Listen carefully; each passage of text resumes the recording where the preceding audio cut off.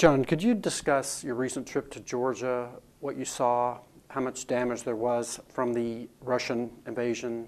You know, David, it was really an interesting trip. As you know, I went on behalf of the Atlanta-Tbilisi Sister City Committee to present the 20th anniversary of the relationship with Tbilisi. And it was really kind of surreal because when the relationship first formed, obviously back in the 90s, there was a significant amount of conflict with the Russians that led to Georgian independence. And now to go back and see that independence challenged by the Russians was truly a historic time. The people there really have a sense of history. They have a sense of their place in democracy. They are very committed to democracy. The infrastructure in Georgia itself, in Tbilisi itself, was not significantly damaged. There was a couple of bombings of some airplane factories in the area, but the infrastructure of downtown was maintained. But what is different is the displacement of people. Obviously, people out of the South Ossetia region and out of the Abkhazia region and out of Gori, from where the Russians proceeded into Gori, were displaced, and they've become internal refugees within their own country. They're housed in gyms and in schools. There's currently winter housing being built for them by the government. So it really, the most direct visible part that I had there in Tbilisi was the cost that it has resulted in individuals and the disruption of their lives from this conflict. Do you see economic opportunities for U.S. companies to invest in Georgia? You know, there was a great deal of concern that this Russian invasion would slow the progress of Georgia. Georgia in the past 3 to 4 years has been one of the most dynamic growing economies in Europe, and certainly creates a huge investment opportunity for U.S. companies. However, while this war was an extreme tragedy, out of that tragedy comes great opportunity. The infrastructure of Georgia will be built up out of the economic contribution that's coming as a result of this Russian conflict. So while it's certainly something that no one would ever wish to have occurred, we see great opportunity coming out of this conflict, and from this we think Georgia will become a stronger economy, and as we all know, as they become a stronger economy, then they're able to become a stronger democracy. What about tourism? Is that a possibility in the future? Huge. Georgia, if you've never been there or never looked at any photos or others, is an amazing country.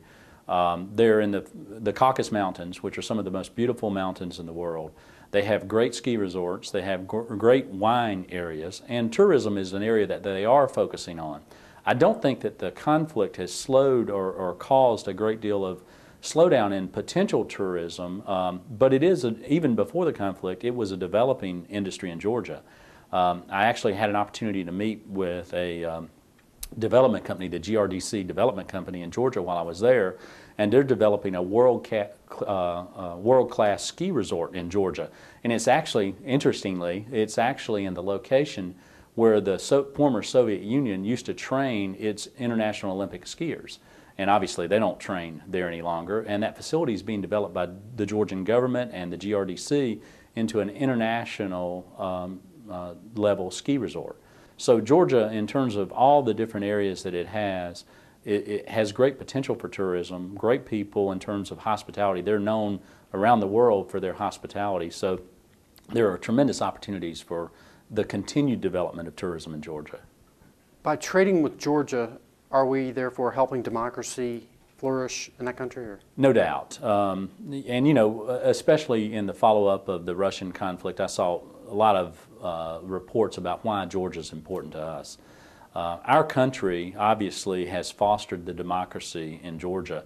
Interestingly, their leaders, the predominant number of their leaders are trained in the U.S. As you know, their president is a lawyer trained here in the United States that went back and led the Democratic Rose Revolution, as it's called, in 2004, leading to a far more democratic view of the Georgian government and Georgia society. In order for a democracy to work, obviously the people have to be able to have sustainable industry, and that's where economic investment is going to support the democracy. Clearly, the stronger Georgia's economy is, the more likely that their democracy will flourish. And obviously, the more support that their government will have for imposing democratic changes such as jury trials, which they're about to do. So we're excited about where Georgia is with the democracy, but we have to continue to support them financially And the best way to do that is not just aid, but it's through economic investment. Because if we're tied there in economic investment, we're going to be tied in the long term, and that's where we should be.